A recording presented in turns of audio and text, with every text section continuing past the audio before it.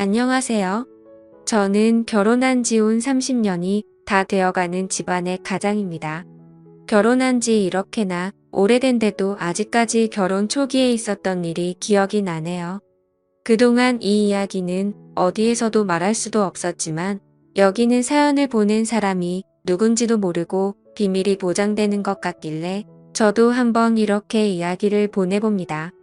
결혼한 지 2년 정도 되었을 때니까 아직까지 신혼의 달콤함이 다 없어지기도 전에 생긴 일입니다. 제 아내 위로 언니가 한 명 있고 아래로는 여동생이 한 명 있습니다.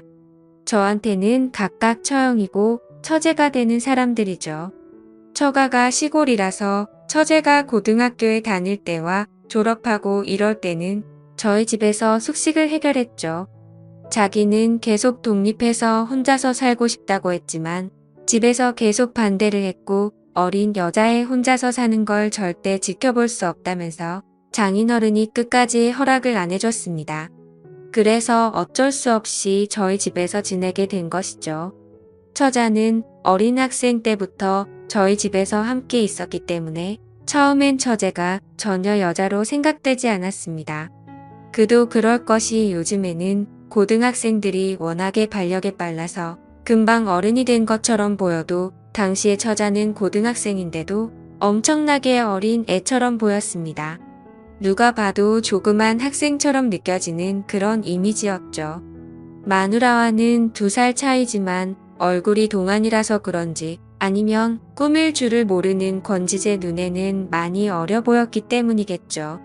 처제와 같이 있으니 형부하면서 따라오는 게 귀엽기도 하고 집안 분위기도 마누라랑 2사람만 있는 것보다는 훨씬 더 재미있고 좋았습니다. 그러던 처제가 취업을 안동 쪽으로 하게 됐는데 그래도 주말이면 예전에 같이 살았던 성이 있다고 자기 집에도 갈 겸해서 우리 집에서 잠을 자고 다닙니다. 그래서 처제와 술도 한 잔씩 하고 때론 데이트 아닌 데이트도 하고 그런 기분으로 한 번씩 만났습니다. 그러나 늘 그렇게 함께 생활하면서도 처제는 동생같이 보였지 결코 여자로 보이진 않았습니다. 지금 생각해보면 애써 그렇게 여자로 보지 않으려고 노력한 게 아닐까 싶습니다. 다 큰 여자가 어떻게 여자로 안 보일 수가 있겠습니까? 그러던 어느 날 10월 달에 연휴가 많을 때 마누라는 친구들과 해외여행을 가게 되었습니다. 그때만 해도 신혼초라서 그런지 마누라는 제가 밥을 챙겨 먹지 않을까봐 엄청 신경 쓰는 듯 보였고 그래서 마누라는 처제에게 연휴 기간에 어디 가지 말고 형부 밥이나 챙겨주고 집에 와서 말했죠. 첫째는 이렇게 연휴가 길어도 출근을 하는 날이 많았기 때문에 여행도 못 가고 평소에 해오던 생활이라 별로 개의치 않고 그렇게 하겠다고 말했습니다. 평소 같으면 마누라가 제 밥을 챙겨주지 않고선 어디 가는 성격이었는데 그때 여행은 처제가 집에 와 있기로 해서 그런지 아무 걱정 없이 콧노래를 부르면서 다녀올 수 있었습니다.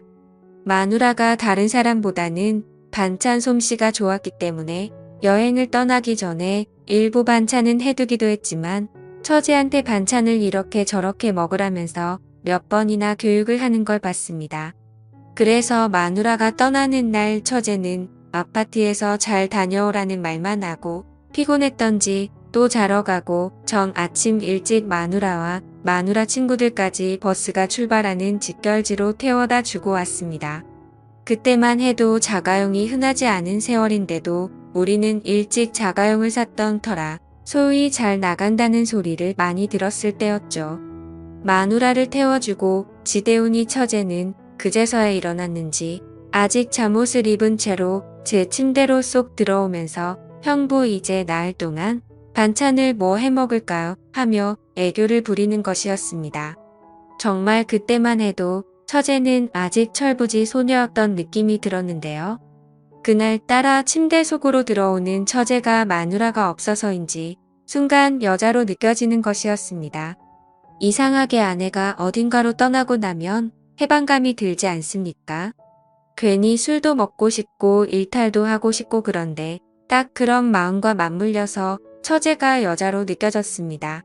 그것도 평상시 옷이나 생활하는 행동을 보면 그런 생각이 안 들 것인데 아내의 잠옷을 입고 침대로 오니까 더욱 더 처제가 여자로 느껴지기 시작했습니다. 같이 누워 TV도 좀 보다가 형부 아침 드세요라고 귀엽게 말하면서 주방으로 가서 음식 준비를 하는 모습을 보며 저 혼자 리모컨을 이리저리 돌리고 있긴 하지만 TV 화면은 보이지 않는 것이었습니다. 손으로는 리모컨을 돌리고 눈으로는 처제가 하고 있는 행동들을 보고 있었습니다. 처제는 저를 남자로 생각하지 않고 오로지 형부로만 생각했기 때문에 그러한 복장도 거리낌 없이 입을 수 있었고 그러한 행동도 거리낌 없이 나왔겠지만 전 고민이 되더라고요. 하나밖에 없는 처제를 정말 눈에 넣어도 아프지 않을 만큼 보기만 해도 좋고 입가에 미소가 머금어지지만 지금까지 처제는 여자가 아닌 처제로서만 예쁘게 봐왔습니다. 마누라가 간 날은 그럭저럭 TV나 보면서 시간을 보내다가 오후에는 오랜만에 친구들끼리 모여서 당구를 치고 또 다른 친구들과 함께 만나서 술도 한잔하고 집으로 돌아왔습니다.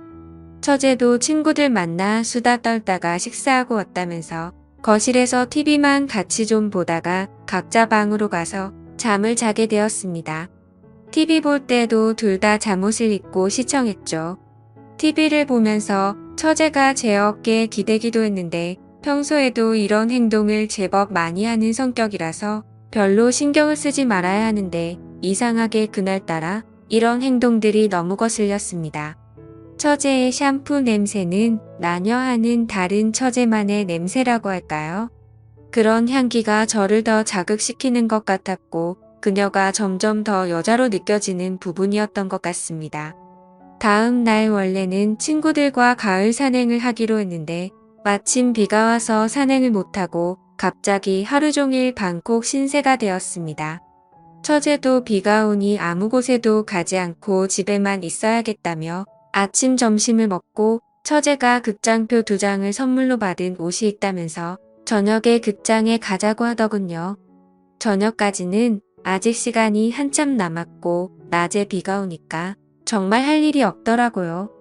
요즘 같으면 스마트폰으로 할 게 워낙에 많으니까 괜찮겠지만 그때 당시에는 휴대폰은 커녕 인터넷도 제대로 안 되던 시절이었으니까 비만 오면 정말 할 일이 아무것도 없을 때였습니다. 그래서 처제도 그렇고 저도 그렇고 평소에 부족했던 잠을 보충하기 위해 낮잠을 푹 잤고 TV도 보다가 뒹굴거리고 있었습니다. 그렇게 비가 조금씩 그치고 저녁이 됐을 때 처제가 저녁 먹고 영화 보러 가자고 하더라고요.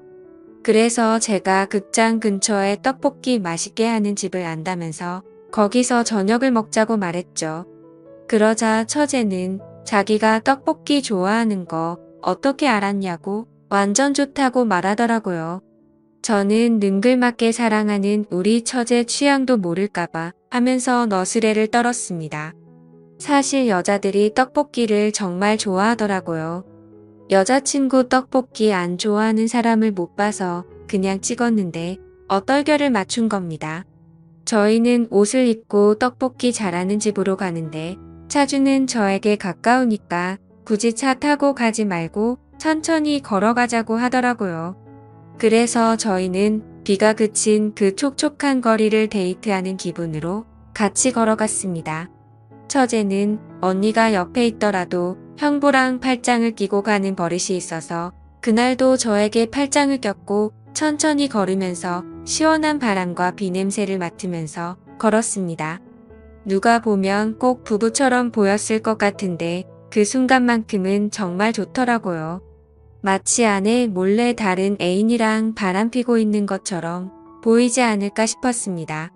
그렇게 저희는 신나게 떡볶이를 먹고 극장 입구에서 처제 보고 영화 제목이 뭐냐고 물었는데 처제도 제목을 잘 모르고 있었습니다.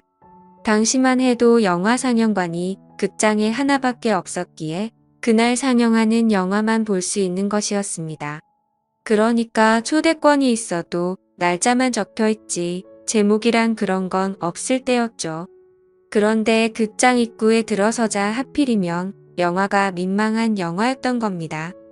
순간 처제도 제 얼굴을 보고 저도 처제 얼굴을 쳐다보았지만 이미 돌아갈 수는 없었습니다. 서로 말은 안 했지만 모두가 당황하는 눈치였습니다. 당시만 해도 영화 보기가 쉽지 않았고 그런 민망한 영화도 잘 볼 수가 없었으니까 재미도 있을 것 같았습니다. 괜히 뻘쭘하게 서 있는 처제에게 아무리 민망한 영화라고 해도 스토리가 다 있다면서 민망한 장면에 집중하지 말고 스토리에 집중해서 보자고 말했죠. 그러자 처제도 이젠 자기도 어른이라고 괜찮다고 말하더라고요.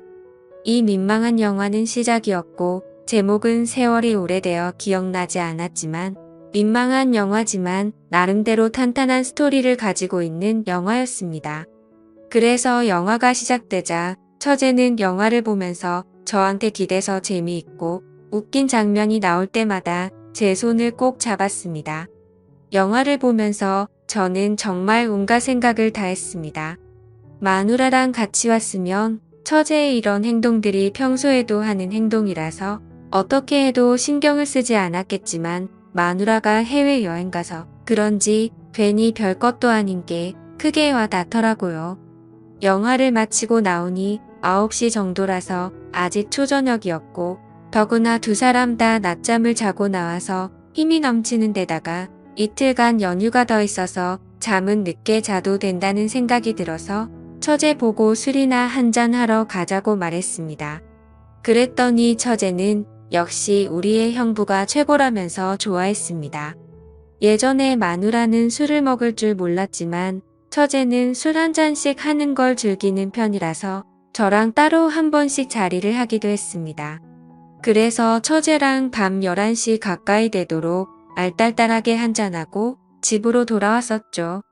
집으로 돌아가는 그 길에서도 저희는 또 데이트하는 기분으로 팔짱을 끼고 많은 이야기를 나누었습니다.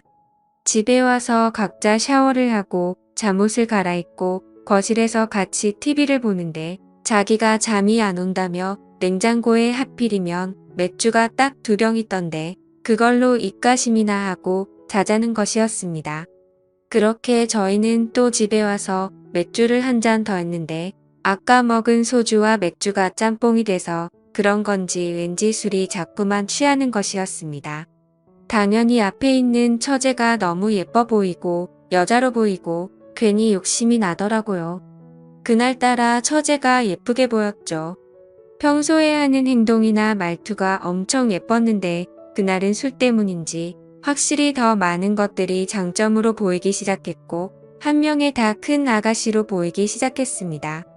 그래서 술에 취해 저는 처제 어깨에 손을 거치면서 요즘 직장 생활하기 힘들지 않냐며 위로해주니까 처제가 그만 제 가슴에 안기면서 우는 것이었습니다.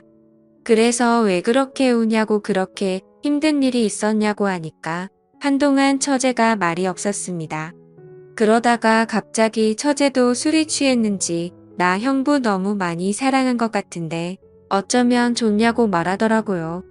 저는 순간적으로 잘못 들은 줄 알고 그게 무슨 소리냐고 다시 한 번 더 물었습니다. 그러자 처제는 형부를 볼 때마다 우리 언니가 부러워서 어쩌면 좋냐고 또 울더라고요. 그래서 저는 순간적으로 아무 말도 못하고 처제를 그냥 꽉 깨어나줬죠. 그리고는 누가 시키지도 않았지만 저희는 서로에게 기대어서는 사랑한다는 말을 했습니다. 그러자 저는 모든 걸 다 포기하고 이 순간만을 생각하자면서 하나밖에 없는 처제와 실수를 저지르고 말았습니다.